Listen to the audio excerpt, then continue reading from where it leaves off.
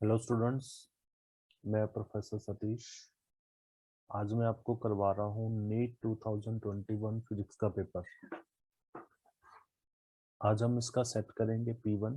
इसको नाम दिया गया था गाजा। जैसा कि हम लोगों को पता है कि नीट के अंदर फिजिक्स के 50 क्वेश्चन आते हैं। सेक्शन ए में और सेक्शन बी में दोनों को कंबाइंड करके देयर आर टोटल 50 क्वेश्चन। और उन 50 क्वेश्चन में हमें 45 क्वेश्चन करने होते हैं। ठीक है,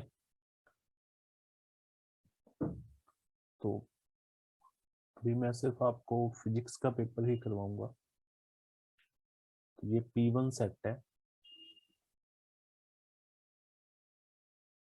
तो 2021 का P1 सेट का जो पहला क्वेश्चन था हमारे पास, section A physics. First question में क्या था बेटा? There is a potentiometer circuit of EMF 1.5 give volt give balance point at 36 centimeter length of wire. If another cell of EMF 2.5 volt replace the first cell, then at what length of the wire balance point occur? देखिए, ये potentiometer का question है and we no potentiometer की जो first application थी उसका formula था ε1 upon ε2 is equal to L1 upon L2। तो इन दिस केस हमें ε1 1.5 दिया हुआ है, ε2 2.5 दिया हुआ है and L1 is 36, L2 we want to find. तो देखो कि यहाँ से L2 हमारे पास आएगा 36, 25, 3, this is 5, so L2 is 60 centimetre. बहुत इजी क्वेश्चन था ये। Option is second, 60 centimetre. Okay, देखिए नेक्स्ट क्वेश्चन देखते हैं अभी।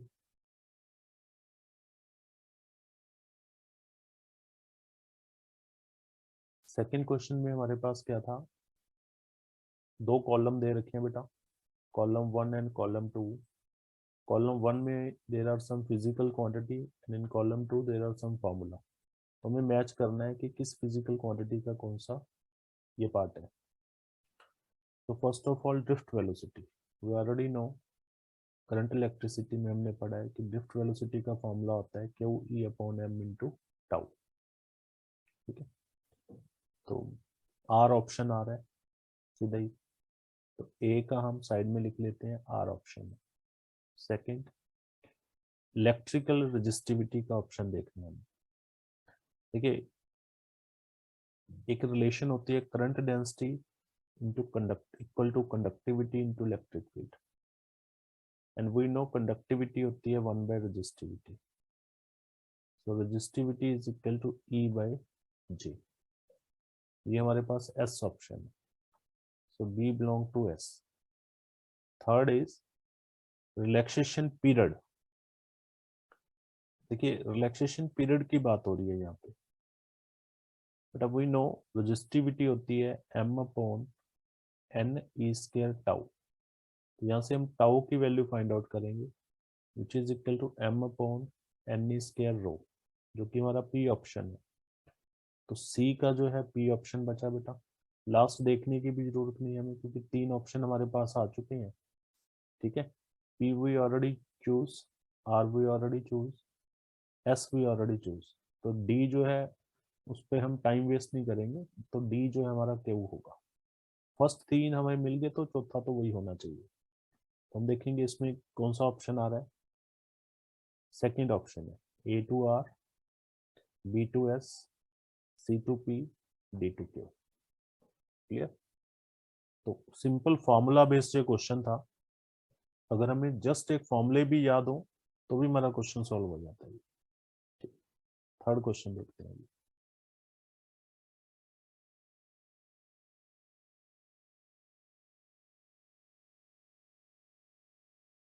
देखिए, थर्ड क्वेश्चन में क्या है, पी क्यू एक वायर है an infinitely long state conductor carry a current of 5 ampere. तो PQ is a wire, उसमें current है 5 ampere, and an electron is moving with speed 10 raised to power 5 meter per second parallel to the conductor. इसके parallel एक conductor electron move कर रहा है 10 raised to power 5 metre पर second से. The perpendicular distance between the electron and the conductor is 20 centimeter at an instant. तो इन दोनों के बीच का डिस्टेंस है 20 centimetre. Then calculate the magnitude of force experienced by the electron at that instant. तो हमें electron के ऊपर जो फोर्स है वो निकालना है, हमें डायरेक्शन नहीं निकालनी, ओनली फोर्स निकालना. तो बेटा वी नो चैप्टर 4 में हमें पता है कि कोई भी जो स्टेट कंडक्टर होता है, current carrying state conductor infinite, तो उसकी मैग्नेटिक फील्ड का फॉर्मूला है mu naught by 4 pi 2I by r. So in this case mu naught by 4 pi 10 raised to power -7 होता है. करंट कंडक्टर की 5 दे रखी है बेटा, और जो ये डिस्टेंस हमें दिया हुआ है ये 20 सेंटीमीटर दी है. तो मीटर को हम सेंटीमीटर को मीटर में कन्वर्ट करेंगे. तो this part is cancel out with this, तो 10. तो आंसर इज मैग्नेटिक फील्ड का आंसर आ जाएगा, जस्ट कैलकुलेशन है, -6 टेस्ला. ठीक है. तो जिस पॉइंट पे इलेक्ट्रॉन मूव कर रहा है वहां पे PQ वायर की जो मैग्नेटिक फील्ड है वो इतना है. उसके बाद हमें पता है लॉरेंस फोर्स. लॉरेंस फोर्स क्या कहता है कि जो फोर्स होता है which is equal to BQV. देखो डायरेक्शन नहीं पूछा उन्होंने, जस्ट मैग्नीट्यूड पूछा, तो मेरे को वेक्टर फॉर्म में लेने की जरूरत नहीं है. एंड इलेक्ट्रॉन के ऊपर जो चार्ज होता है वो हमें पता है. वेलोसिटी इन्होंने दे रखी है 10 raised to power 5. So if we calculate it, we get 1.6 into 5, 8 into 10 की पावर -20 न्यूटन. बिल्कुल इजी क्वेश्चन था. आंसर इज फर्स्ट ऑप्शन आएगा इसका आंसर. अभी तक हमारा जो 3 क्वेश्चन किए हैं ये बहुत ही फॉर्मूला बेस्ड क्वेश्चन थे. आगे देखते हैं कैसा होता है. क्वेश्चन नंबर 4 देखिए अभी. ठीक है. क्वेश्चन 4 में इन्होंने कहा है कि polar molecule are the molecule having a permanent electric dipole moment, having zero dipole moment. 2 option और है. पहले तो हम देखते हैं कि बेटा पोलर मॉलिक्यूल क्या होते हैं. बेटा पोलर मॉलिक्यूल होते हैं जिसका एक पॉजिटिव आयन होता है, एक नेगेटिव होता है, और दोनों के सेंटर टू सेंटर डिस्टेंस होता है. ठीक है. मान लो इसका चार्ज Q है, इसका चार्ज भी Q होगा. और डाइपोल मोमेंट में क्या होता है formula, either charge into distance. तो आप देखेंगे कि दोनों के पास चार्ज भी है, इनके पास डिस्टेंस भी है, तो इनकी डाइपोल मोमेंट होगी. तो पोलर मॉलिक्यूल की परमानेंट डाइपोल मोमेंट होगी. फर्स्ट हमें पता है कि एग्जैक्ट सही है. इसका आंसर भी फोर्थ का 1 है, लेकिन मैं बाकी 3 भी दिखा देता हूँ आपको. जीरो डाइपोल मोमेंट ये गलत हो गया. Acquire a dipole moment only in the presence of electric field due to displacement of charge. देखो अगर ये ओनली वर्ड ना देते यहाँ पे, अगर देते acquire a dipole moment in the presence of electric field due to displacement of charge, अगर मान लो मैं इसको इलेक्ट्रिक फील्ड में रख दूं तो पहले भी डाइपोल मोमेंट थी, थोड़ी और आ जाएगी. ठीक है. लेकिन इन्होंने वर्ड दे दिया ओनली, कि इसको आप इलेक्ट्रिक फील्ड में रखोगे तो ही इसके अंदर डाइपोल मोमेंट आएगी, तो इस वजह से ये गलत हो गया. ठीक है. ओनली वर्ड ना होता फिर हम फर्स्ट भी और थर्ड भी ऑप्शन दे सकते थे. ऐसा होता नहीं, बल्कि हमें एक ही ऑप्शन लेना है. ठीक है. इसीलिए थोड़ा कंफ्यूज करने के लिए ओनली डाला गया है. फिर उन्होंने कहा है acquire dipole moment only when magnetic field is absent. ये तो गलत है. मैग्नेटिक फील्ड का कोई लेना देना नहीं इसमें. ठीक है. इजी क्वेश्चन था.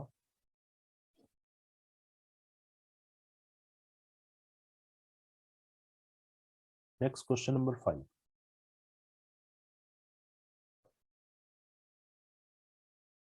ठीक है. 5 में क्या बोला गया,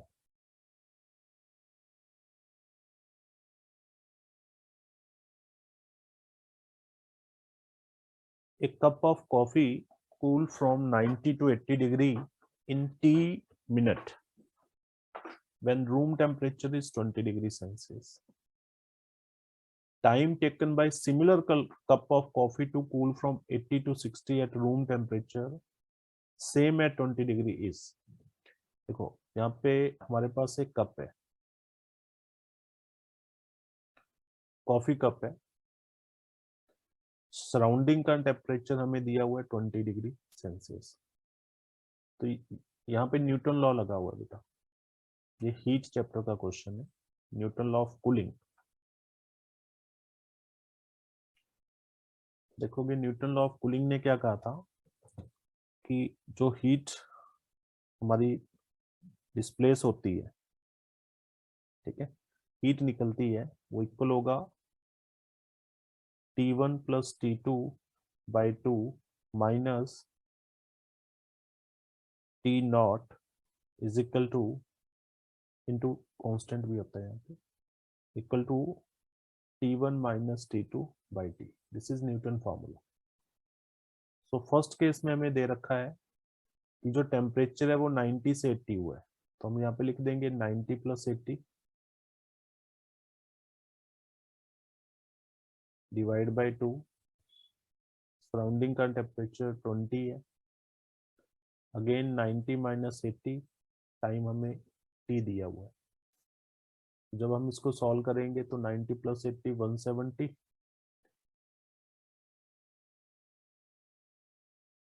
हम अलग से कर लेते हैं, 90 80 0 170 डिवाइड बाई 2, तो it's 80,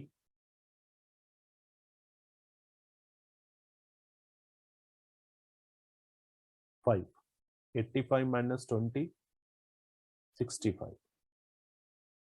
okay, this is 10T. So from here T is equal to minus 10 by 65K, इसको और सिंप्लीफाई कर लेते हैं, this is 2, this is 13, minus 2 13K।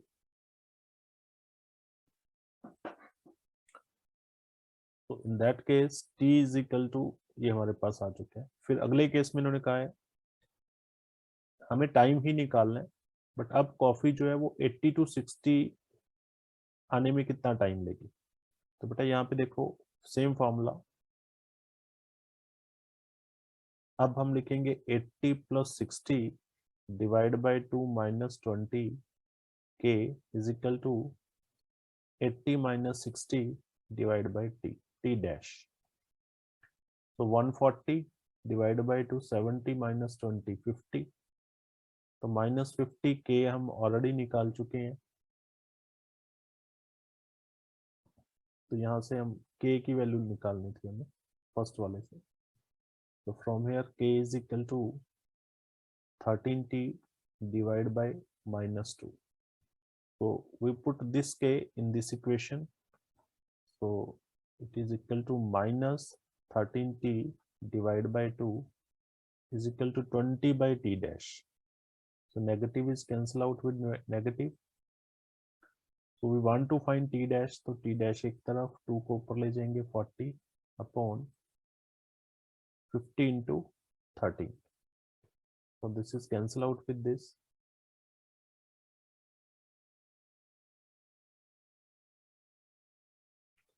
So T dash is equal to 4,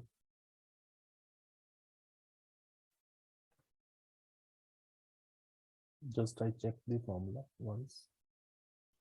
मैं इसको थोड़ा सा सिंप्लीफाई अच्छी तरह करके लिखता हूँ, आई थिंक यहाँ मिस्टेक हो रही है कोई। So K is equal to 10 upon 65T negative, it's minus 2 upon 13T, yes okay. तो K की वैल्यू ये आई है, थोड़ा सा यहाँ पे रॉन्ग कर दिया, just clarify. This minus 80 plus 60 140 divided by 270 minus 20 50, तो यहाँ हम पुट करेंगे minus 2 upon 13T is equal to 20 by T dash, तो ऊपर आ गया 100 बाई 13t is equal to 20 by T dash, तो T dash is equal to 13 ऊपर चला गया, 13t इंटू 20 से ये कट हो गया तो 5 नीचे आ गया 5, तो answer is 13t by 5, third option इसका।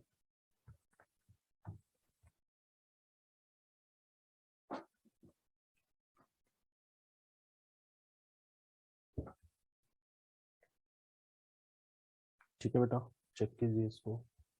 नेक्स्ट क्वेश्चन देखिए अभी।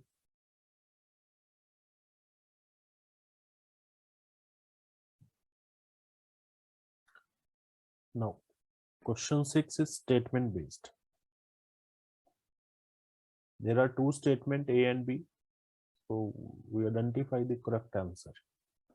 A में इन्होंने कहा है Zener diode is connected in reverse bias when used as a voltage regulator, जो कि हमें पता है सेमीकंडक्टर में है कि जब जीनर डायोड का ब्रेकडाउन होता है तो वो कांस्टेंट हो जाता है, सो वोल्टेज रेगुलेशन में वोल्टेज चेंज होती है, तो जीनर डायोड को हम रिवर्स बायस में यूज करते हैं, तो A is correct, no doubt. The potential barrier of PN junction lies between 0.1 volt to 0.3 volt, यहाँ पे रॉन्ग है आंसर बेटा, क्योंकि हमें पता है पोटेंशियल बैरियर जो होता है पीएन जंक्शन में सिलिकॉन 0.7 वोल्ट का होता है, तो statement B is incorrect. So clearly option 4, simple formula है ये। देखो बिल्कुल थ्योरेटिकल क्वेश्चन है, जिसने बहुत अच्छी तरह से एनसीईआरटी रीड की हुई है, तो यहाँ पे सिंपल थ्योरेटिकल क्वेश्चन आया हुआ है। अभी तक हमने 6 क्वेश्चन किए तो एनसीईआरटी बेस्ड ही है सारे। क्वेश्चन नंबर 7 देखिए, क्वेश्चन नंबर 7 में क्या है, A nucleus with mass number 240 break into two fragments, each of mass number 120. The binding energy per nucleon of a unfragmented nuclei is 7.6 mega electron volt, while that of fragment is 8.5 mega electron volt. The total gain in binding energy in the process is, पहले तो question को समझते हैं बेटा। इन्होंने कहा है कि एक न्यूक्लियस है, ये ब्रेक जब हुआ तो 2 पार्ट में बन गया। फ्रेगमेंट मतलब इसके पार्ट्स 2 पार्ट्स में आ गए। इसका मास था 240, ये जो 2 फ्रेगमेंट है वो 120 के हैं, तो मास देखिए डिवाइडेड इनटू 2 पार्ट्स। तो ये कह रहे हैं कि binding energy per nucleon of unfragmented, मतलब ये होता है अनफ्रेगमेंटेड, इसकी बाइंडिंग एनर्जी हमें दे रखी है एक न्यूक्लियाई की 7.6 मेगा इलेक्ट्रॉन वोल्ट। ये है बाइंडिंग एनर्जी पर न्यूक्लियन, मतलब मास नंबर से डिवाइड कर दो तो 1 का, while that of fragment is 8.5 mega electron volt. तो जो 2 फ्रेगमेंट आए हैं इनकी बाइंडिंग एनर्जी पर न्यूक्लियन हमें दे रखी है 8.5 मेगा इलेक्ट्रॉन वोल्ट। तो total gain in binding energy in the process हमें फाइंड आउट करना है कि हमें कितनी गेन हुई है। तो बेटा याद रखना कि इसे हम कहते हैं रिएक्टेंट, ये हमारा प्रोडक्ट है।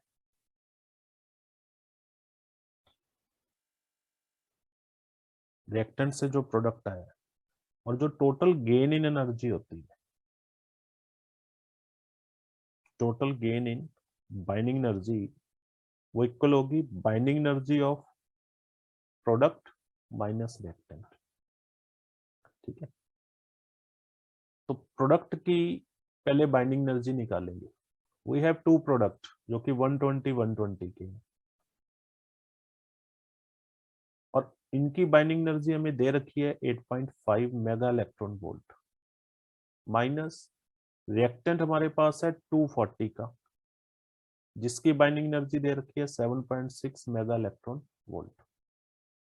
तो जस्ट इसको कैलकुलेट करना है हमें, तो 240 into 8.5 2040 mega electron volt, and 240 into 7.6 is 1824 mega electron volt.